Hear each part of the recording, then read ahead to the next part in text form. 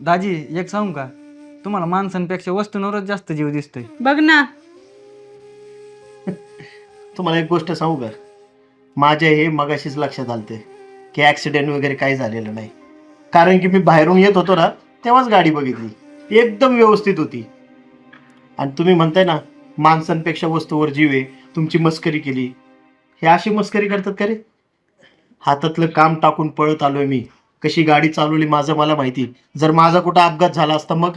आहो असं नका म्हणू. एवढं आम्ही सहज चष्टवर नाही, तुम्हाला एक खरं सांगू का, तुमचं नातं किती मित्रासारखं असू द्या, दाजीचं, बहिणीचं, वहिनीचं, पण मस्करी करताना थोडा विचार करत जा. एखाद्या नवीन नंबरवरनं फोन लावणं, पोलीस बोलतोय, धमकी देणं, किंवा एखाद्याला चुकीची माहिती देणं. अहो तुमची मस्करी होती पण समोरच्याचा जीव जातोय. हे असले प्रकार चांगले नाहीत. आहो चुकलं आमचं. आम्ही सहजच बसल्या बसल्या केली चेष्टा. इथून पुढे नाही करणार कोणाची अशी खरंच नाही करणार. जीवाला लागण अशी मस्करी. आणि खरं सांगू, मला वस्तूंची किंमत आहे आणि माणसांची सुद्धा किंमत आहे. आणि राहिला विषय वस्तूंचा ना, तर ती सुद्धा मेहनत करूनच घेतलेली आहे मी. तुझा दाजी 2 नंबरचा धंदा नाही करत किंवा काही चुकीचं काम करून पैसा नाही कमवत.